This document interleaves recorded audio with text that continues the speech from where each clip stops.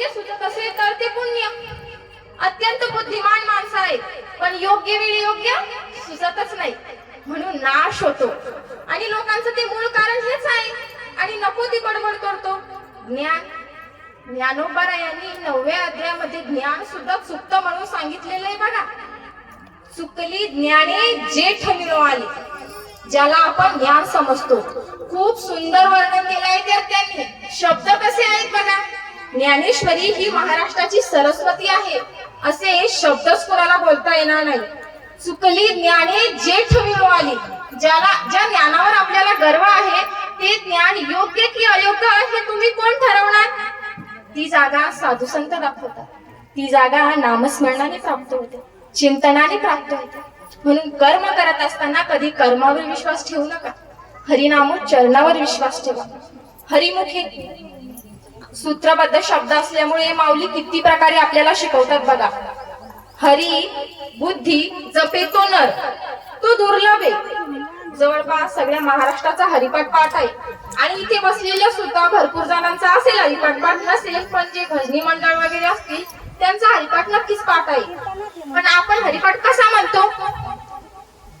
सुंदर ते ध्यान उभे विटेवरी, करा काटेवारी ठेवनिया.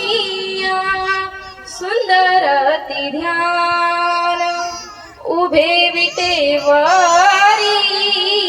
कुठे चालली री. काय कुठे चालली री.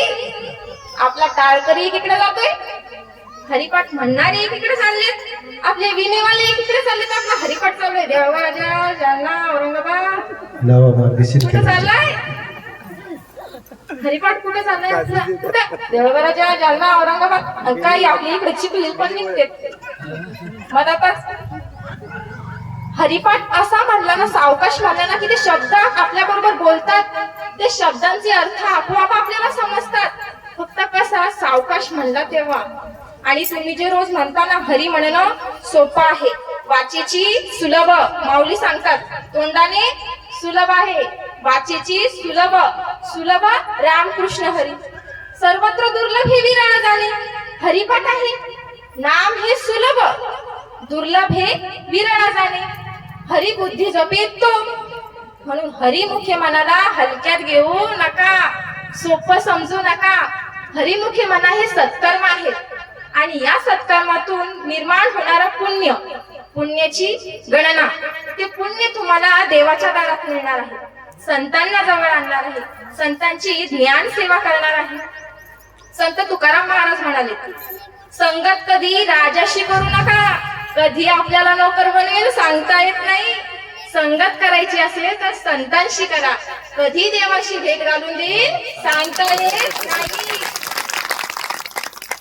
संगत म्हणून संतांशी करा. कोणत्याही पुण्यवान माणसाला ज्ञानासाठी प्रार्थना करावी लागत नाही. नामदेव महाराजांचा अधिकार काय, जनाबाईंचा अधिकार काय, हरिमुखे म्हणून त्या संतांचं ज्ञान आपल्याहून त्यांच्याकडे जात असतं. एक ओवी सांगते, तरी तया ते दिवसीत ते ज्ञान पावी निश्चित. ज्ञान शोधण्याची गरज नाही. ज्ञानोबा सांगतात ज्ञान तुम्हाला शोधत शोधत येत असतं. फक्त अगोदर तुम्ही लायकीचे व्हा, तुम्ही योग्य व्हा, तुम्ही अधिकारी व्हा, तुम्ही उभे राहा, तुम्ही दारात या. काय वाढायचंय ते आमच्या हातात आहे. म्हणून ज्ञान शोधण्याची गरज नाहीये. ज्ञानोबा यांनी खूप सुंदर वर्णन केलं आहे त्यात ओवीत सुद्धा. भगवंता अचर्चा आहे, आपल्याला त्याची चर्चा करता येत नाही, त्याचं वर्णन करता येत नाही. असा तो भगवंत आहे. तो अनामी आहे, तो भेदरहित आहे. परंतु अज्ञानातून मनुष्याला सत्य न कळाल्यामुळे, सत्याची ओळख नसल्यामुळे मनुष्य त्यामध्ये भेद तयार करतो, त्याला विभागून टाकतो. फक्त देवदेवी मंदिरांपुरतं त्याला सीमित करून टाकतो, तीर्थक्षेत्रांपुरतं त्याला सीमित करून टाकतो. असा तो भगवंताला म्हणजे विसरून जातो तो. बाहेर विषय सुखामध्ये आपल्याला एनर्जी वेस्ट करावी लागते, पण इकडे भक्ती मार्ग जगामध्ये जेव्हा मनुष्य ध्यान करतो, उपासना करतो, तपश्चर्या करतो, स्मरण करतो, तेवढी त्याच्यामध्ये एनर्जी ही संचारत असते, तेवढं रक्त त्याचं सळसळ करत असतं. साधा सरळ बसला, ताठ बसला आणि आपल्या श्वासांवर जरी लक्ष केंद्रित करण्याचा प्रयत्न केला किंवा आपल्या दोन्ही मध्ये म्हणजे भुयांमध्ये जरी मनुष्याने ध्यान लावण्याचा प्रयत्न केला तर निश्चितपणे 2 मिनिट जरी ध्यान केलं ना माऊली तर त्याचं सगळं दुःख तो विसरून जात असतो. त्याचं शरीर अक्षरशः हे चैतन्यमय होऊन जातं. कशाने? नामस्मरणाने, चिंतनाने.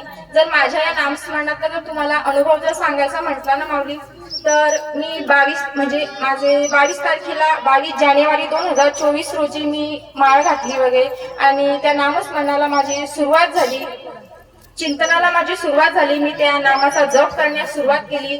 माझे पती आहेत ज्यांची 5-6 वर्षांपूर्वीची जी म्हणजे नोकरीला लागले होते ते, पण काही अडथळ्यामुळे त्यांना अपयश त्यांच्या पदरी पडलं आणि 5-6 वर्षापासून ते घरीच होते. माऊली तुम्हाला यात जर माझ्या नामस्मरणाचा सुंदर जर अनुभव सांगायचा म्हटला तर 22 तारखेला 22 जानेवारी 2024 ला मी माझ्या नामस्मरणाला सुरुवात केली आणि 25 तारखेला त्यांच्या कोर्टामधून निकाल त्यांच्या बाजूने लागला. हा सुंदर असा अनुभव मला या नामस्मरणातून मिळाला. म्हणून म्हणते संतांची जागा आहे, देव आहे, फक्त आपले कर्म चांगले ठेवा. कर्मावरच आधारित सगळं आहे माऊली. मला सुंदर असा अनुभव या नामस्मरणातून मिळालाय. भगवंत आचार्य आईने बोलले ना अगोदर, त्याची चर्चा करता येत नाही, त्याचं गुणही गाता येत नाही असा तो भगवंत आहे. परंतु मनुष्याला सत्य नाही कळत की भगवंत आहे, पण कर्म चांगले असावे माणसाचे. कर्मावरच सगळं आधारित आहे. फक्त आपण देवादेवी मंदिरापुरतं त्याला सीमित करून टाकतो, पण तो सर्वत्र आहे. आपण काय म्हणतो, आपल्याला जर एखाद्या कामामध्ये यश नसलंय, अपयश आपल्या हाती येत असेल तर आपण काय म्हणतो, बाबा देवा चांगलं होऊ दे माझं, खंडोबा महाराजा नारळ फोडील तुला येऊन, होऊ दे ना बाप्पा चांगलं. आणि जर यश आलं, देव पावले बाप्पा मला, म्हणतो ना आपण की खंडोबा महाराज मी गवळी बाबा पावले, प्रसन्न झाले, आई अंबा प्रसन्न झाली बाबा मला, म्हणतो ना आपण. पण माऊली ते केवळ तुमच्या कर्माची फळं असतं. तुम्ही चांगले कर्म कराल ना तर चांगलंच फळ भेटेल, वाईट कर्म कराल तर वाईटच फळ भेटेल. जर आपण चांगला आणि खात्रीने जर विचार करून पाहिला तर फळ देणारा आणि घेणारा दुसरा खात्रीनं कुणीही नाहीये. आपले कर्मच आपल्याला फळ देणार आहे.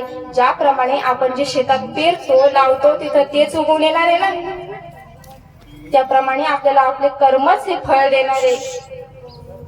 जर आपण एखादं उदाहरण घेतलं, जर आपल्या शेतामध्ये आपण आंब्याचं रोपटं लावलं आणि त्या आंब्याच्या झाडाला मोठं झालं, छान मस्त झाडे म्हणजे छान मोठं झालं झाड आणि त्या आंब्या